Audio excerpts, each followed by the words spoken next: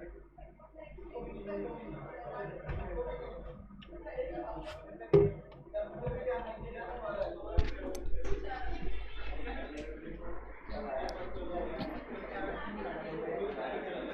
जी बच्चों,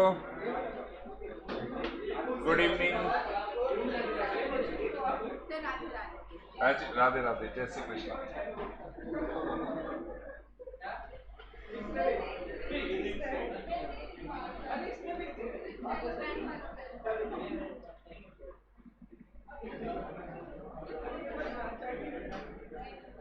बच्चों पढ़ रहे हो ना? पढ़ाई चालू रखी है ना आप लोग?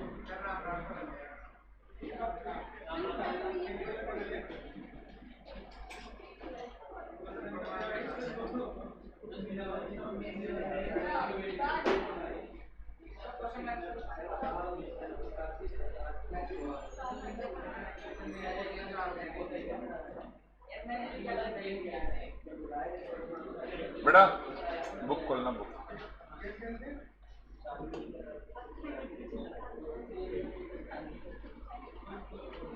बेटा कल मैंने होमवर्क दिया था, कर लिया? मैं करवाता हूँ ना। इसमें 2 पॉइंट्स है क्या सर? ए सी और बी सी। ये तो आपने होमवर्क दिया था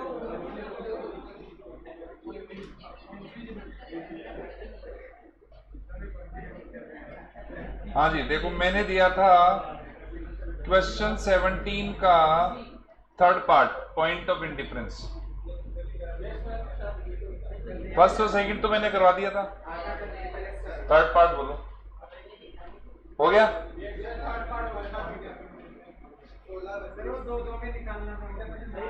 दो दो में निकालना था, एक में तो निकलेगा नहीं, नंबर ऑफ शेयर बराबर है बी और सी में। कर लिया है? नहीं करा? नहीं करा। नहीं मैं बोल रहा हूँ 17 का सी पहले, तो ये बताओ थर्ड। अब ये बताना ना कौन सा प्लान बेटर है। 3 प्लान है, ए बी सी। ईपीएस कितना कितना है बताओ?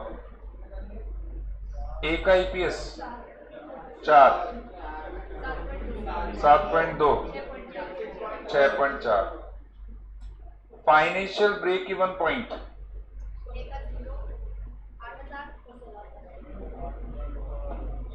है ना? अब बताओ कौन सा प्लान बेटर है? ईपीएस के हिसाब से कौन सा बेटर है?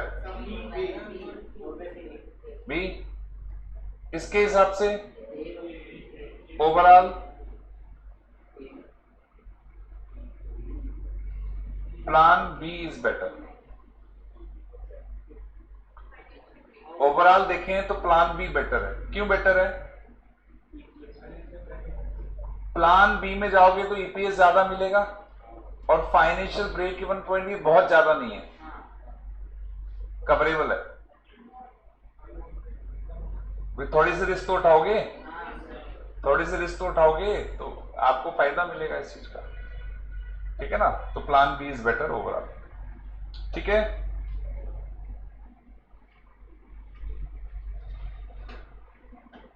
अब 18 बोलो, पॉइंट ऑफ इंडिफरेंस।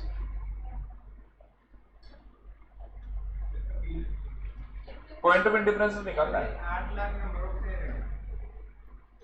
हाँ मैं कराऊं इसको 18 को? मैं करवा देता हूं, वो सारा ही करवाना पड़ेगा। Yoyo limited presently has 36 lakh in डेब्ट आउटस्टैंडिंग बियरिंग इंटरेस्ट रेट 10%। बेटा समरी में लिख लेना, कंपनी के पास 10% डेब्ट है, कितने के? 36 लाख है ना, पहले से ही है प्रेजेंट में। अब कंपनी को एडिशनल कैपिटल चाहिए, कितनी? 40 लाख चाहिए। अब कंपनी के पास 3 अल्टरनेट है, ये पैसा कहां से आएगा? 3 अल्टरनेट। ये पैसा 12% डिवेंचर से आएगा, या 11% प्रेफरेंस शेयर से आएगा या इक्विटी शेयर से आएगा। इक्विटी शेयर किस प्राइस में इश्यू होंगे? 16। प्रेजेंट में कंपनी के पास इक्विटी शेयर भी है 8 लाख, 8 लाख इक्विटी शेयर भी है प्रेजेंट में, और टैक्स रेट क्या है? 40%। टैक्स रेट क्या है? 40%। अब पहला क्वेश्चन क्या पूछा है? ईबीआईटी 15 लाख लेते हुए बताओ ईपीएस क्या होगा? क्या ईपीएस निकालना है, निकल जाएगा। चलिए करते हैं। 18वें का पहला पार्ट, ईपीएस की कैलकुलेशन। 3 ऑप्शन है बेटा, तो 3 कॉलम बनेंगे। ऑप्शन 1 में 12% डिवेंचर से आएगा, 2 में 11% प्रेफरेंस शेयर से आएगा, 3 में इक्विटी शेयर से आएगा।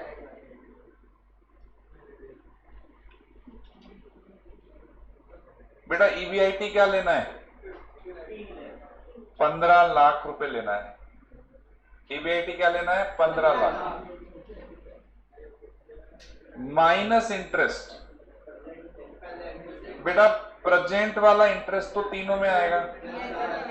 36 लाख का 10%, 360, 360 और 360, ये तो तीनों में आएगा ना। एडिशनल वाला केवल फर्स्ट में आएगा, 40 लाख का 12%, ये केवल फर्स्ट में आएगा, है ना। तो ईबीटी 6,60,000, 1140, 1140, ठीक है बेटा, कोई डाउट इसमें? माइनस करो, टैक्स का रेट क्या है? 40%।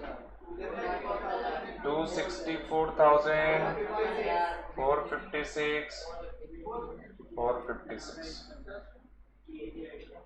ईईटी आ गया 396, 684, 6। माइनस करेंगे क्या? Preference share dividend. पहले में क्या प्रेफरेंस शेयर? नहीं।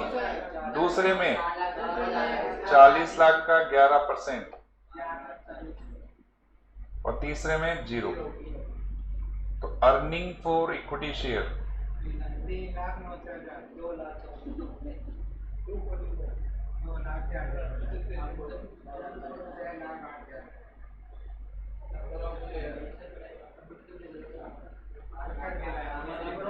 Number of equity share present वाले तो सब में आएंगे और एडिशनल थर्ड में आ रहे हैं। 40 लाख रुपए 16 रुपए के हिसाब से 2.5 लाख हो गए ना, तो 10.5 लाख हो गए। बेटा ईपीएस निकालो।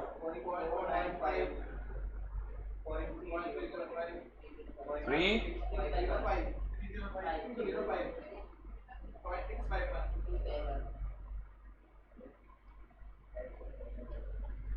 ये इनकम स्टेटमेंट हो गया, इजी था ये तो।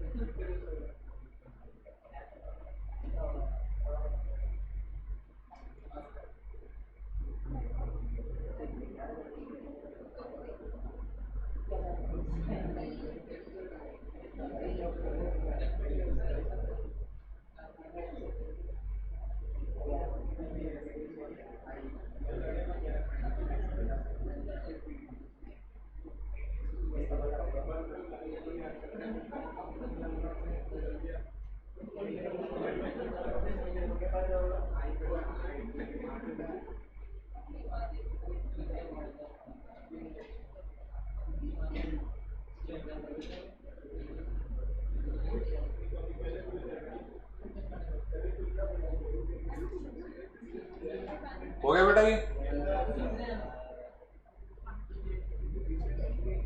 ऑनलाइन बच्चों कर लिया ये सबने?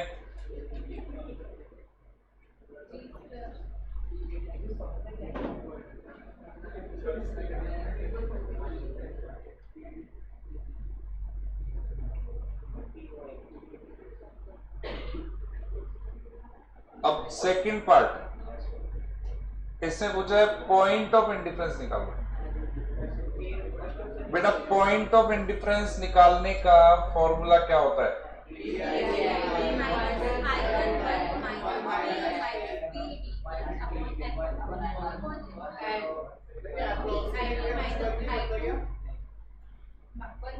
नहीं नहीं, पॉइंट ऑफ इंडिफरेंस ये है।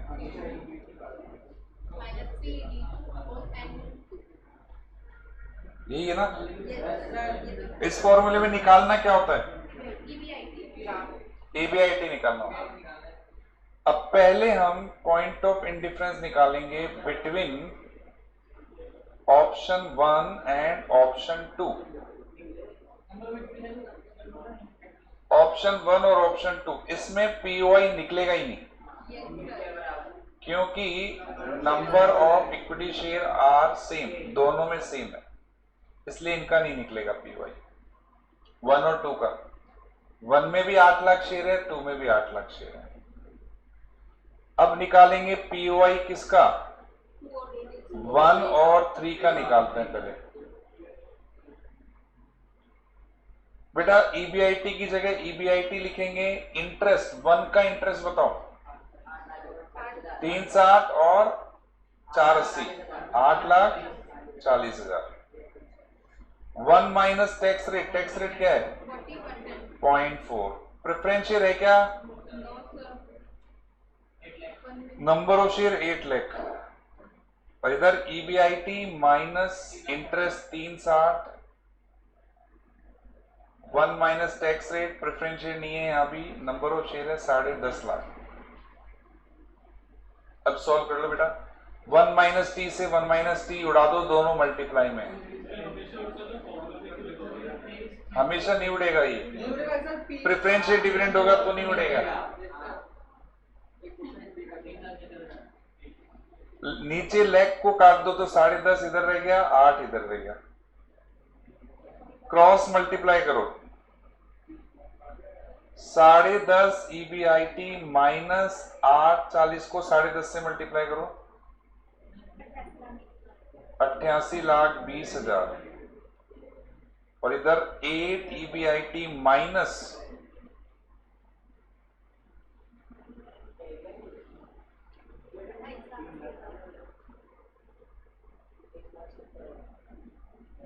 ये इधर आके माइनस हो जाएगा 2.5 EBIT, ये इधर आके प्लस हो जाएगा, तो 59,40,000। तो EBIT की वैल्यू आ जाएगी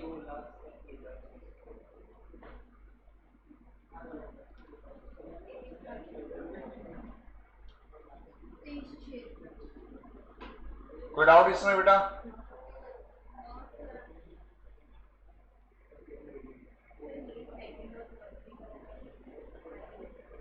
सेम ये प्रोसेस लग गया, आ नहीं रहा?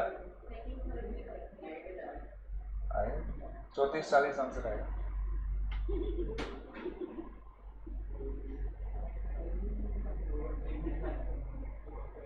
POI between option 2 and option 3. Option 2 and option 3. EBIT की जगह EBIT इंटरेस्ट 2 में 360, 1 minus tax minus preference share है। अब सेकंड में प्रेफरेंस शेयर है, नंबर ऑफ शेयर्स 8 लाख।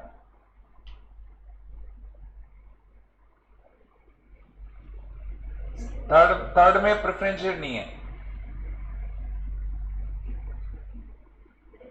अब देखो यहां 1 माइनस टी नहीं कटेगा, बस नीचे लेग्स हटा दो,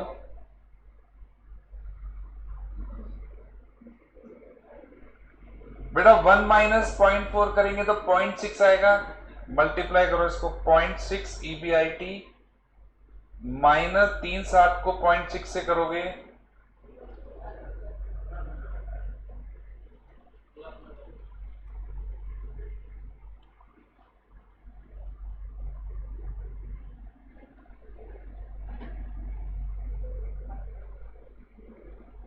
क्रॉस मल्टीप्लाई कर दो। 6.3 EBIT माइनस, बेटा ये माइनस माइनस प्लस हो जाएगा, तो 656 को 10.5 से मल्टीप्लाई करो। ये दोनों प्लस हो गए ना, माइनस माइनस। 656 को मल्टीप्लाई करो 10.5 से,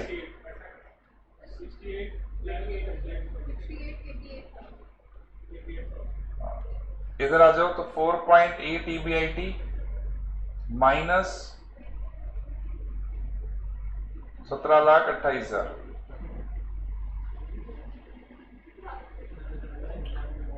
बेटा ये इधर आके माइनस हो जाएगा, 6.3 में से 4.8 निकालेंगे तो 1.5 EBIT, और इधर लेस हो जाएगा तो 51,60,000। तो EBIT की वैल्यू आ जाएगी 34,40,000।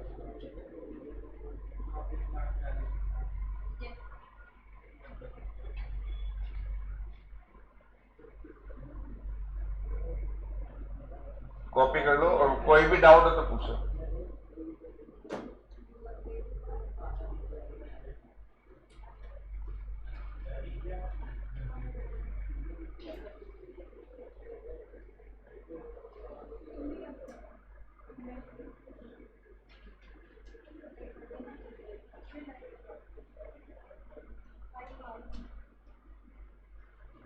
हो गया?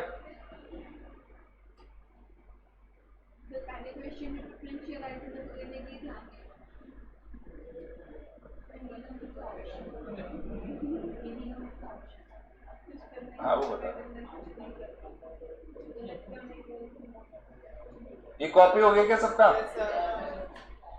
ऑनलाइन बच्चों बताओ भाई, हो गया सबका?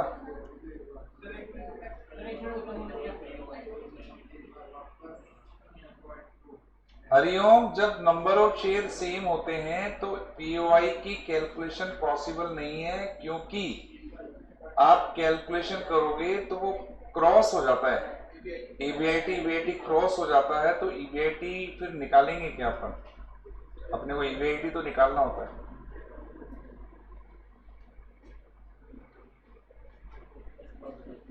हो गया सबका? अब देखो इसमें थर्ड पार्ट क्वेश्चन का, इस थर्ड पार्ट में भी 2 क्वेश्चन पूछे हैं। पहला क्वेश्चन, बताओ कौन सा ऑप्शन बेस्ट है, कौन से ऑप्शन को प्रेफर करोगे, जो बेस्ट होगा उसको करेंगे।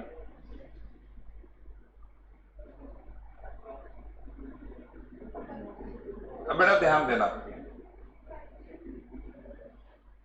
मेरे पास 3 ऑप्शन है, ऑप्शन 1, 2 और 3। ऑप्शन 1 का EPS कितना आया था? 0.2 का कितना आया था? 3 का? बेटा कौन सा ऑप्शन बेस्ट है? ऑप्शन 3 इज बेस्ट, ये लिखोगे ना, क्योंकि EPS ज्यादा है, तो ऑप्शन 3 बेस्ट है। Any doubt?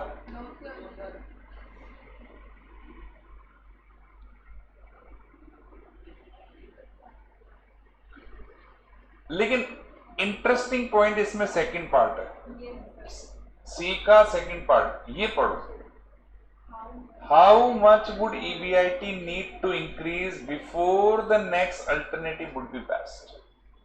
ये सेकंड पार्ट है। इसका मतलब ये हुआ, ये बोल रहा है कि EBIT कितना बढ़ाना पड़ेगा अगर हम नेक्स्ट अल्टरनेट को बेस्ट बनाएं तो।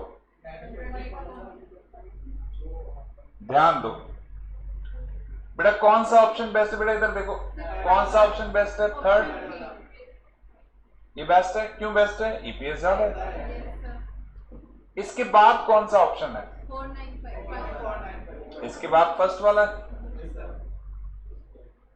अगर आपके पास फर्स्ट और थर्ड दोनों ऑप्शन है तो आप कौन से पे जाओगे? मैं बोलूं ऑप्शन 1 पे जाओ तो जाओगे? नहीं। हाँ, ऑप्शन 1 पे तब जा सकते हैं जब दोनों का EPS बराबर हो जाए। दोनों का ईपीएस कब बराबर होगा? At POI, at POI. और 1 और 3 का पीओआई क्या है? 23,76,000, 23,00,000। और अभी हमने ईपीएस किस पे निकाला है? 15 लाख। तो अगर आपको ऑप्शन 1 पे जाना है तो ईबीआईटी को 8,76,000 से बढ़ाना पड़ेगा। तो मैं क्या लिखूंगा? Option 3 is best and next best alternate is 1। Option 3 best है और नेक्स्ट बेस्ट अल्टरनेट क्या है? ऑप्शन 1। बट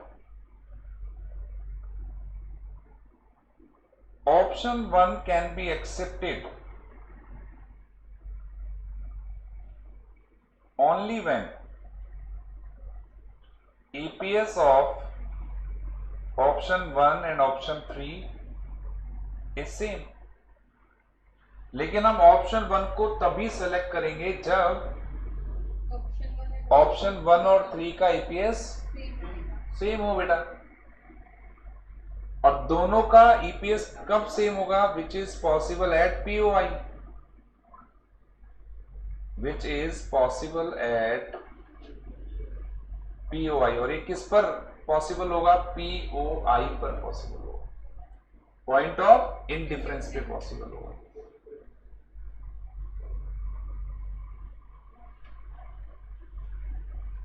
और पीओआई कितना है 1 और 3 का? 23,76,000।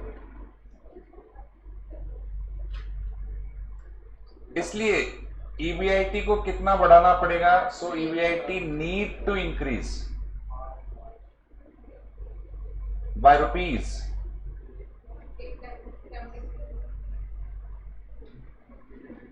8,76,000। इतना बढ़ाना पड़ेगा ईबीआईटी।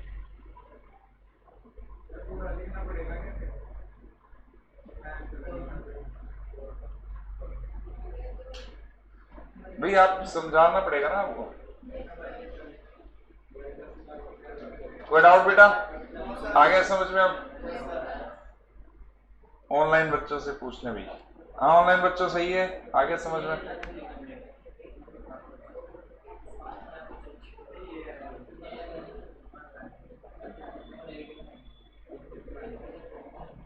सब लोग जवाब दे दिया करो बेटा, फटाफट फटाफट जवाब दिया करो। Very good very good. हाँ जी 18 हो गया, 19वां हो गया था, 21वां दिया था मैंने। 21वां भी दिया होगा ना?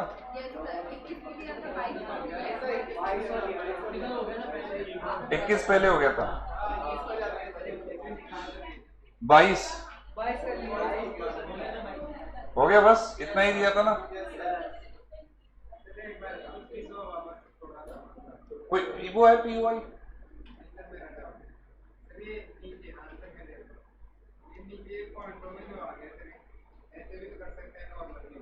पॉइंट नहीं है, कोमा लगा हुआ है।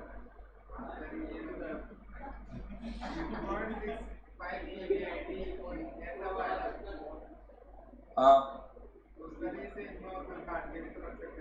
हाँ हाँ कर दो। नॉर्मल काट के कैसे? 1 माइनस टी कर। प्रेफरेंशियल डिविडेंड है। हाँ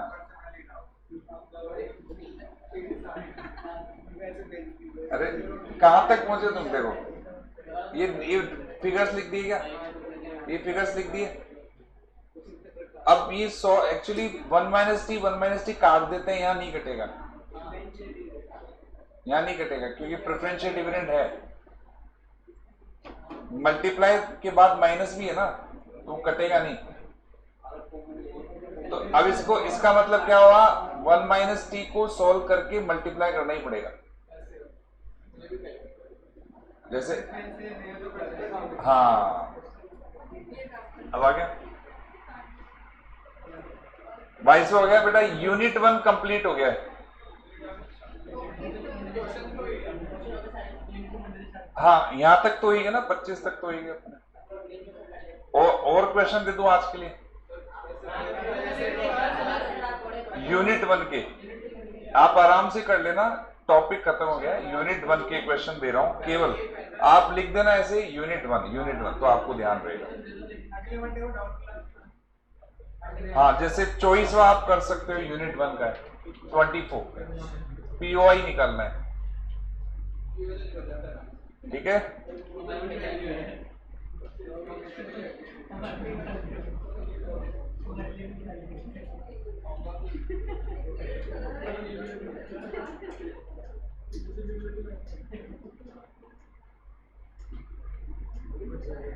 बेटा 28 नवंबर के यूनिट 1 का है, 28 यूनिट 1 का है। बेटा ध्यान दे लो, 24 और 28 यूनिट 1 के हैं।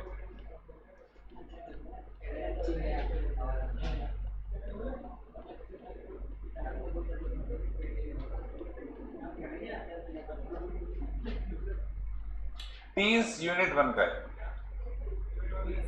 तो 30 तक रख लें। इसके बाद के क्वेश्चन आप फर्दर फ्यूचर प्रैक्टिस के लिए रख लेना, यार हाथों हाथ करना चाहो तो हाथ कर लेना,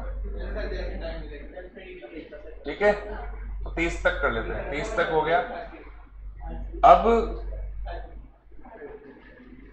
यूनिट 2 पे आ जाते हैं।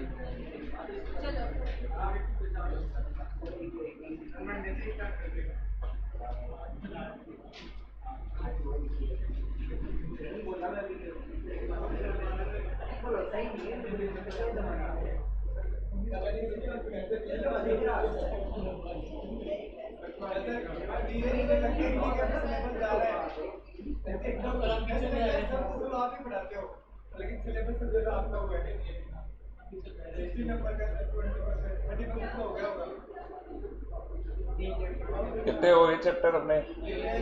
4 5 चल ही रहा है, 6 फर्स्ट हो गया, 4 चैप्टर हो गए, 40% कोर्स हो गया। अच्छा सबसे खास बात देखो, ये जो 3 चैप्टर पढ़ाए ना, इनमें से 4 चैप्टर फर्स्ट को इंक्लूड करते हुए, तो इनमें 25 नंबर का कवरेज हो गया आपका। 70 में से 25 नंबर, 70 में से 60 का आता है, वो 10 का ऑप्शन तो आता है, क्योंकि चैप्टर 6 में से क्वेश्चन आएगा एक 10 नंबर का, 4 और 5 में से एक आएगा 10 नंबर का, और पहले में थ्योरी आती है 4-5 नंबर की।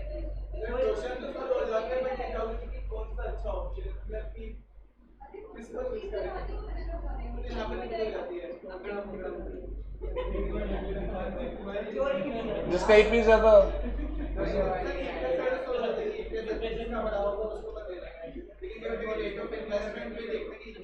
नहीं कहीं कोई भी क्वेश्चन नहीं rate of investment. Theory 10 number की,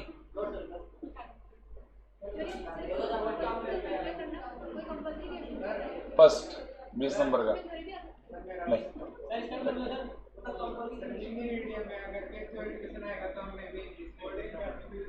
नहीं, हिंदी में लिखो ना,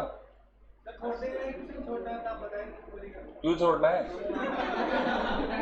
अब बेटा कोई प्रैक्टिकल ऐसा जोरदार आ गया फिर क्या करो?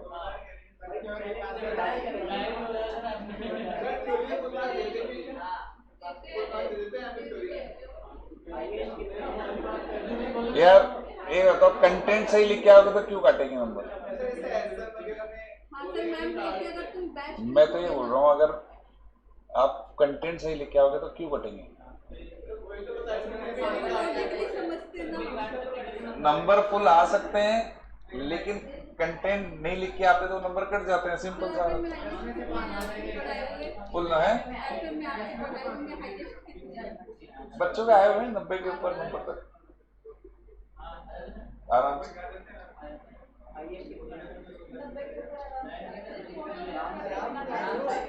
हाँ हाँ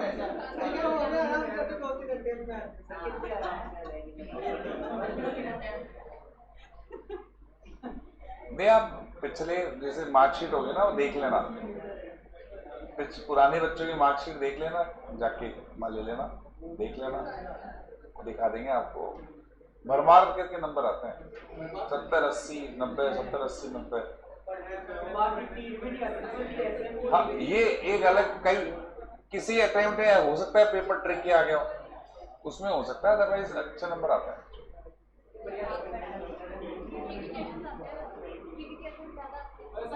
कैसे? कभी कभी आता है।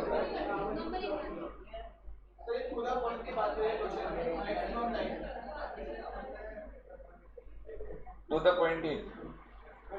अब मैं बोल रहा हूँ आप इतनी प्रैक्टिस कर ली से बाहर कुछ नहीं आता बुक के बाहर, बहुत है ये प्रैक्टिस। एमसीसी कंपाइलर में सब कवर्ड है, इतनी प्रैक्टिस कर लोगे बहुत, इससे बाहर कुछ नहीं आने वाला।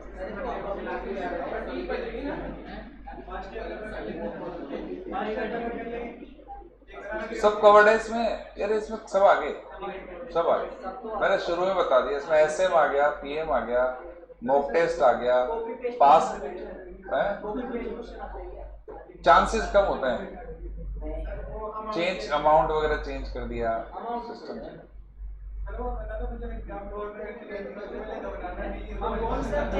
नहीं यार घबराओगे नहीं तो पढ़ोगे कैसे, घबराना तो जरूर है, चिंतन तो जरूर होना चाहिए, चिंता नहीं होनी चाहिए बस।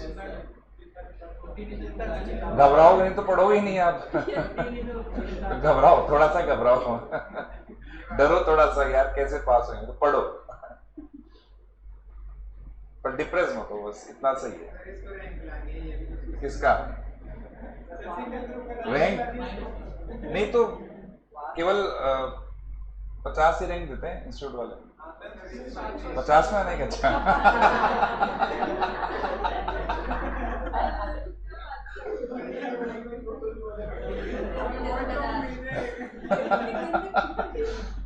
पढ़ो बेटा खूब पढ़ो। चलो जी, theories of capital structure.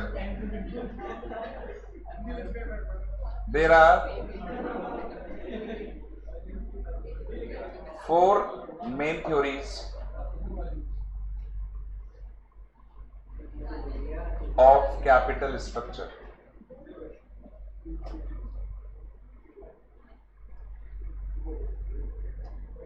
Number 1, net income approach. Number 2, net operating income approach.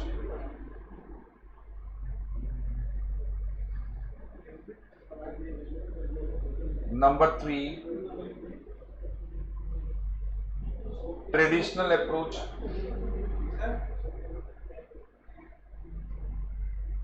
और number 4, MM approach. Capital structure की ये 4 मेन थ्योरीज हैं।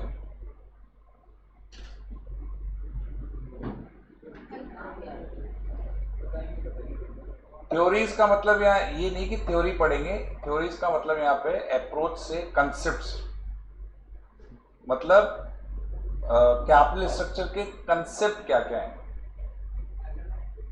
तो ये 4 थ्योरीज बनी हुई हैं, 4 अप्रोच बनी हुई है, net income, net operating income, traditional and MM.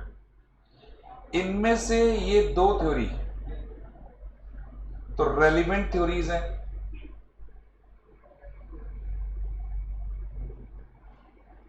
और बाकी जो 2 हैं इररेलेवेंट है।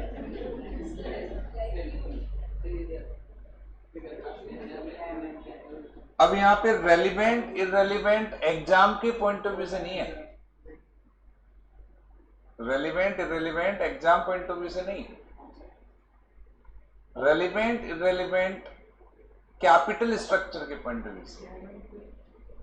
जो रेलिवेंट थ्योरीज है ना, सुन लो भाई, जो रेलिवेंट थ्योरीज हैं, रेलिवेंट और इररेलेवेंट, रेलिवेंट थ्योरीज हैं वो ये बोलती हैं कि कैपिटल स्ट्रक्चर तो बहुत बड़ी चीज है, इसको तो सोच समझ के डिसाइड करना चाहिए। इररेलेवेंट थ्योरीज बोलते हैं कैपिटल स्ट्रक्चर कोई बहुत बड़ी चीज नहीं है, इसमें ज्यादा दिमाग लगाने की जरूरत नहीं। रेलिवेंट थ्योरीज जो इसको कैपिटल स्ट्रक्चर डिसीजन को बहुत बड़ा मानती है। रेलिवेंट थ्योरीज क्या बोलती है? कैपिटल स्ट्रक्चर डिसीजन अपने आप में बहुत बड़ी बात है। इररिलेवेंट थ्योरी बोलती है कोई फर्क नहीं पड़ता, कुछ भी कर, है ना, ये फर्क है सब। मैं क्या बोला, एग्जाम में 4 पाएंगे, एग्जाम के पॉइंट ऑफ व्यू से नहीं है।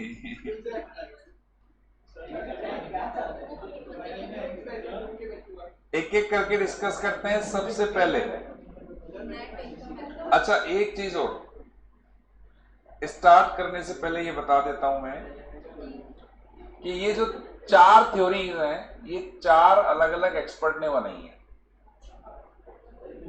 और बेटा जब भी कोई थ्योरी बनाता है ना रिसर्च करके, बहुत सारी एजम्पशन लेता है वो। इकोनॉमिक्स में जितनी भी थ्योरीज है ना सारी एजम्पशन बेस्ड होती है ना। अब वो एजम्पशन होती भी ऐसी है, आपको लगेगा यार ये तो गलत बोल रहा है, एजम्पशन होती भी ऐसी है ना। तो पॉइंट ये है, जब हम थ्योरी पढ़ेंगे ना आपको लगेगा सारे सही बोल रहे हैं, पर जैसे ही आप एजम्पशन देखोगे ना आप बोलोगे ये तो गलत है, प्रैक्टिकली लागू ही नहीं होगा।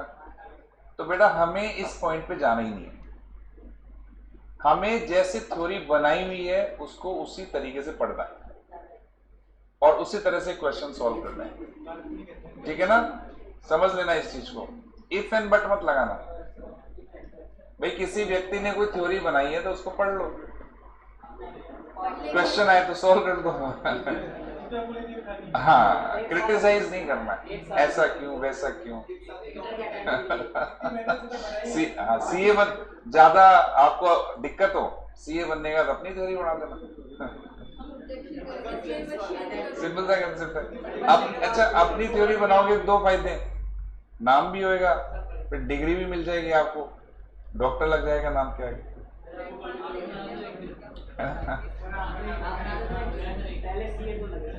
पहले सीए तो लगे।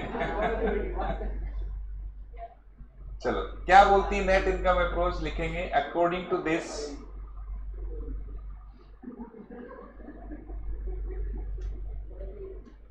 We shall use maximum depth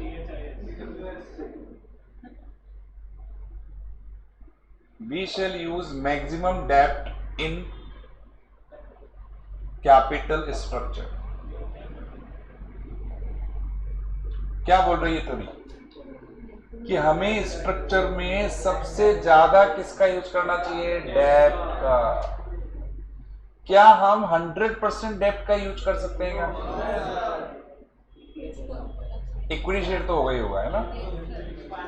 लेकिन हम क्या कर सकते हैं, इक्विटी शेयर को कम कर सकते हैं और डेप्थ को बढ़ा सकते हैं। तो ये बोल रहा है ऐसा ही करो, डेप्थ को ज्यादा रखो। क्यों ऐसा क्यों कहा इसने? बिकॉज डेप्थ is cheaper source of capital, क्योंकि डेप्थ सबसे सस्ता होता है। डेप्ट is cheaper source of capital. और बेटा सस्ती चीज यूज करोगे तो क्या होगा? कॉस्ट कम आएगी, विच रिड्यूस केओ। केओ क्या होता है? ओवरऑल कॉस्ट, वेटेड कॉस्ट, उसको कम कर देता है। और बेटा केओ कम होगा तो क्या होगा? केओ कम होगा तो फायदा मिलेगा ना, फायदा मिलेगा तो उसका फायदा मिलने से शेयर का प्राइस बढ़ेगा। विच रिड्यूस केओ and increase market value of firm, जिसे शॉर्ट में बोलेंगे वी। हाँ जी बेटा, क्या बोलता है? नहीं, ये बोलता है डेप्थ बहुत अच्छी चीज है, ज्यादा से ज्यादा यूज करो क्योंकि सस्ता होता है। और सस्ती चीज यूज करोगे तो केओ रिड्यूस होगा और उसका फायदा आपको मिलेगा प्राइस बढ़ने में। आपके शेयर का प्राइस बढ़ेगा, शेयर का प्राइस बढ़ेगा तो फर्म का मार्केट वैल्यू बढ़ जाएगा, ठीक है ना, अच्छी चीज है, एनआई अप्रोच होता है। लेकिन अजम्पशंस हैं बेटे, अपनी थ्योरी जो इन्होंने दी है, इसमें थ्योरी जैसा क्या है, कोई भी बता दे। मैं तो शॉर्ट में बताया ना, थ्योरी तो इन्होंने बहुत बड़ी दी थी ना, वो तो मैंने शॉर्ट में लिखा। अजम्पशन क्या है? पहली अजम्पशन, ओनली इक्विटी एंड डेब्ट used in capital.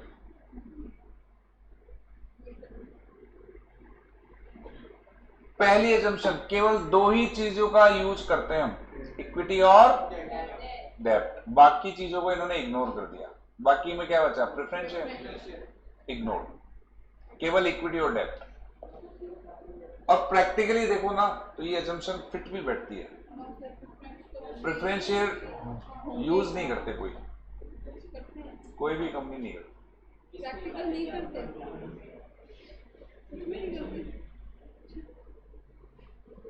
Preference share का यूज नहीं करती कंपनी, अधिकतर कंपनी इक्विटी शेयर इश्यू करती है, ठीक है ना। किताबों में अपन ने पढ़ा है, इक्विटी शेयर भी पढ़ा है, प्रेफरेंस शेयर होता है, लेकिन प्रैक्टिकली कंपनियां प्रेफर करती है कि वो इक्विटी शेयर को इश्यू करें। ऐसा तो आप ही बताओ क्यों? हाँ,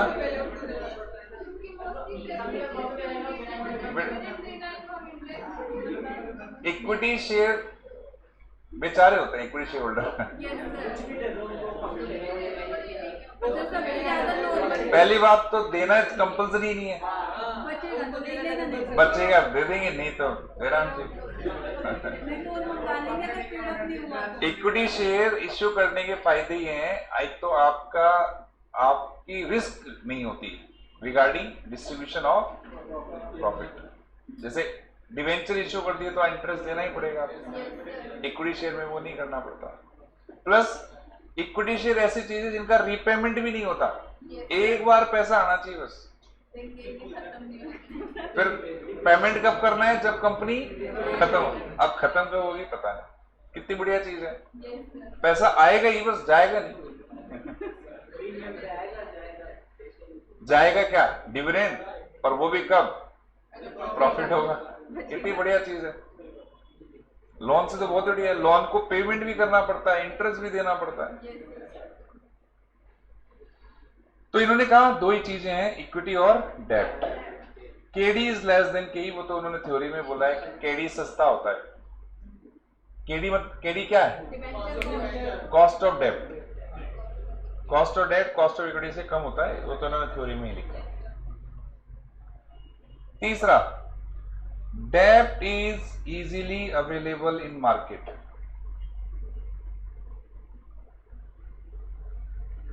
डेब्ट आसानी से मिल जाता है,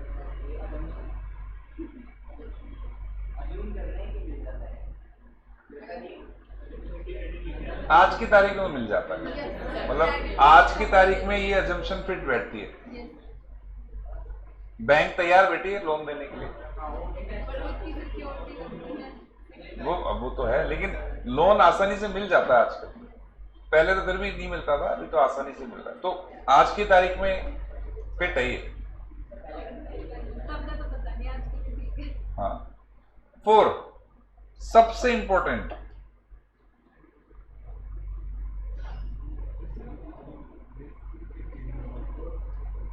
ये सबसे खराब इनकी एजम्पशन है।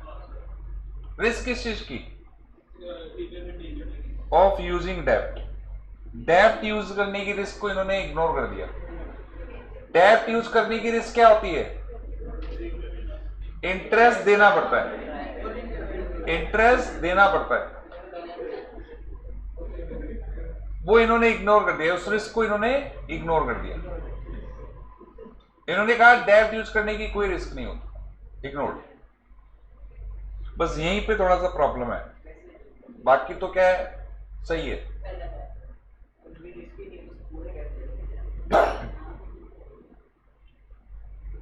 एक और चीज, टैक्स को भी इग्नोर कर दिया। अब भारत जैसे देश में तो टैक्स लगता है, हालांकि कई देश ऐसे हैं जहां टैक्स नहीं लगता। पाकिस्तान तुम्हारे पर नहीं लगेगा पाकिस्तान में। टैक्स हेवन कंट्रीज होती है ना, दुबई में नहीं लगता। कई देश है जहां टैक्स नहीं लगता तो वहां फिट बैठती है, लेकिन कई देश है जहां लगता है। छठा पॉइंट, 100% डिविडेंड पे आउट।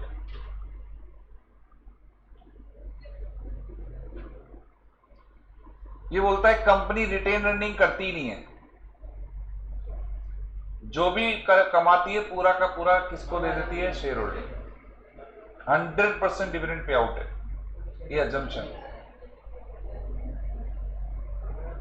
तो बेटा ये अजम्पशन को ध्यान में रखते हुए बहुत अच्छी थ्योरी है, डेब्ट ज्यादा यूज करना चाहिए, कॉस्ट कम आएगी, फर्म की वैल्यू बढ़ेगी, लेकिन ये अजम्पशन को ध्यान में रखें। ठीक है, फॉर्मूले, अपनी थ्योरी को प्रूव करने के लिए इन्होंने फॉर्मूले क्या दिए। अब आ जाते हैं प्रैक्टिकल पार्ट पे। इन्होंने अपनी थ्योरी को प्रूव करने के लिए 3 फॉर्मूले दिए। पहला फॉर्मूला V = S + D, दूसरा फॉर्मूला S = EBIT - I/KE × 100, और तीसरा फॉर्मूला KO = EBIT/V × 100।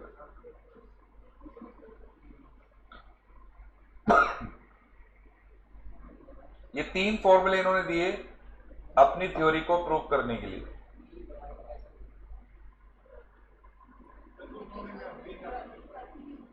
यहां पर V का मतलब है market value of firm, S का मतलब है market value of equity, D का मतलब है मार्केट वैल्यू ऑफ डेब्ट,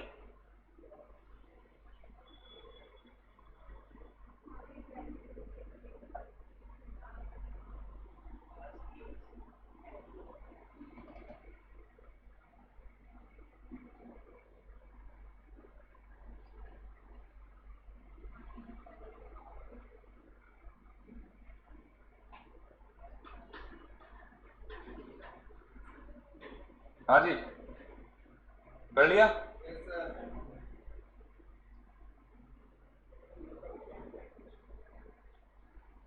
बाकी टर्म्स नहीं लिखा रहा मैं, बाकी तो आती है आपको। EBIT, I interest, KE cost, KO बस आ गया ना। अब देखो फॉर्मूले को समझते हैं। पहला फॉर्मूला, फर्म की वैल्यू इक्वल्स टू इक्विटी की वैल्यू प्लस डेब्ट की वैल्यू, इक्विटी की वैल्यू प्लस डेब्ट। बेटा किसी भी कंपनी की मार्केट वैल्यू कैसे निकाली जाती है, तो एक सिंपल सा तरीका है, उस कंपनी की डेब्ट ले लो और इक्विटी ले लो, और इक्विटी की जो मार्केट प्राइस है ना, नंबर ऑफ शेयर और इनटू कर दो मार्केट प्राइस, तो वो मार्केट वैल्यू आ जाती है। जैसे फॉर एग्जांपल रिलायंस कंपनी, तो रिलायंस कंपनी आते हैं ना पेपर में, रिलायंस कंपनी की वर्थ इतनी होगी, तो कैसे निकालते हैं, number of shares Reliance company के इनटू शेयर का प्राइस, वो उसकी वर्थ, मार्केट प्राइस।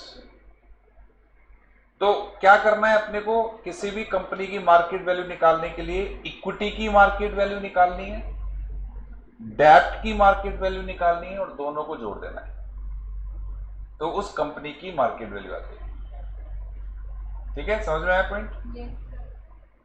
अब पूरे 3 फॉर्मूले हैं आपके सामने, लेकिन डी निकालने का फॉर्मूला नहीं है, उसके जो लॉजिक है, डी की मार्केट वैल्यू और फेस वैल्यू में ज्यादा डिफरेंस नहीं होता है, क्योंकि कारण है उसके जो लॉजिक है, डिबेंचर पे क्या मिलेगा ये पहले से फिक्स होता है। जब उनका रिटर्न ही फिक्स है तो उनकी मार्केट प्राइस फ्लक्चुएट नहीं होती है, ठीक है ना। तो इसलिए डी यानी डेब्ट की मार्केट वैल्यू निकालने का फॉर्मूला नहीं है, वो सेम लेनी है। इक्विटी की वैल्यू निकालने का फॉर्मूला है EBIT - I/K। ये फॉर्मूला डिराइव कहां से हुआ है? ये अर्निंग के निकालने का एक अर्निंग मॉडल लिखाया था मैंने, के निकालने का अर्निंग मॉडल, उसमें एक फॉर्मूला था E/P0 × 100। तो P0 निकालने का फॉर्मूला क्या होगा? E/K, यही होगा ना। P0 is what? S, market value. P0 वहां भी क्या था? Market price. यहां क्या है? Market value. E is what? Earning for equity share. Earning for equity share था, यही था ना। और EBIT माइनस I क्या है? Earning for equity share.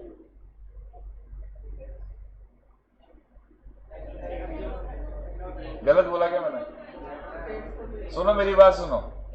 EBIT minus I earning for share क्यों है? क्योंकि टैक्स को इग्नोर किया है, प्रेफरेंस शेयर को भी इग्नोर किया है, तो इंटरेस्ट देने के बाद जो बचा पूरा का पूरा अर्निंग फॉर इक्विटी शेयर आ गया ना।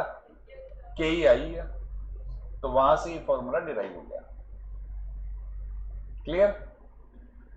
तीसरा फॉर्मूला KO, EBIT/B × 100। ये भी कॉस्ट ऑफ कैपिटल में अपने पढ़ा था। KO निकालने का formula total cost upon total capital into 100। याद आ रहा है? KO निकालने का फॉर्मूला।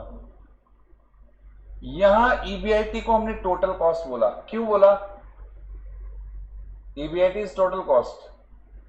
बेटा लॉजिक है, EBIT में से आपको देना इंटरेस्ट, जो बचेगा अर्निंग फॉर इक्विटी शेयर, ये पूरा का पूरा आपको डिविडेंड के तौर पे देना है, तो ये टोटल कॉस्ट हो गई ना। रिटेंशन तो कुछ हो ही नहीं रहा, तो ये टोटल कॉस्ट हो गई। भाई टोटल कॉस्ट मतलब आप डिवेंचर होल्डर को क्या दोगे, इक्विटी शेयर होल्डर को क्या दोगे। अजम्पशन है ना, 100% डिविडेंड पे आउट अजम्पशन है। मतलब इंटरेस्ट देने के बाद जो बचेगा पूरा का पूरा इक्विटी शेयर को देना 100%, तो ये टोटल कॉस्ट ही हो गई ना। और टोटल कैपिटल अपन बुक वैल्यू पे भी लेते थे और मार्केट वैल्यू पे, तो V is what? Market value. Total capital की मार्केट वैल्यू। बन गया ना फॉर्मूला। अब प्रूव क्या करेंगे? प्रूव ये करेंगे कि फर्म की वैल्यू तो बढ़ेगी डेप्ट बढ़ाने से। और क्यों बढ़ेगी? क्योंकि KO डिक्रीज होगा, KO रिड्यूस होगा, फर्म की वैल्यू बढ़ेगी। ये अपन प्रूव करेंगे। Clear point? अच्छा, इस थ्योरी का नाम नेट इनकम क्यों पड़ा? Net income approach. उसके पीछे भी लॉजिक है। यहां अपन फर्म की वैल्यू निकालने के लिए क्या निकालेंगे? इक्विटी की वैल्यू। और इक्विटी की वैल्यू निकालने के लिए अपन कौन सी इनकम ले रहे हैं? Net income. EBIT minus I is the net income. तो फर्म की वैल्यू किससे निकल रही है? नेट इनकम से। तो इसलिए इसको क्या बोला है? Net income approach. नोट डाल लो।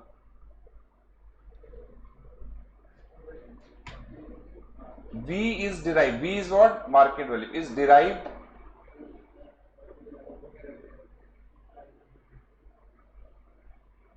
after deriving S, which is calculated from net income. Net income is what? EBIT minus I। Tax वगैरह तो कुछ है नहीं, so called net income approach. इसलिए इसको नेट इनकम अप्रोच कहते हैं। नाम का लॉजिक बताया मैंने।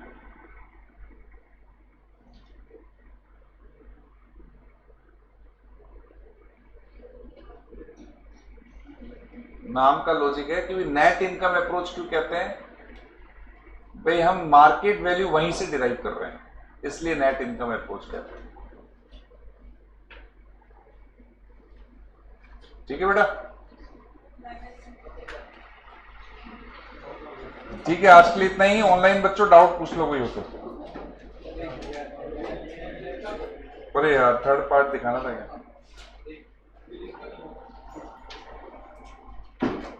गगन दिखा रहा हूं, 1 मिनट। बाकी लोग बताओ डाउट है क्या किसी से?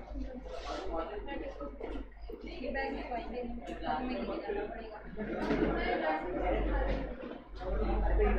हरिओम पवन जल्दी बताओ। हेमंत, हेमंत का आ गया। Very good very good. हाँ, अब गगन को मेरे को क्या दिखाना था, थर्ड पार्ट ना, गगन थर्ड पार्ट।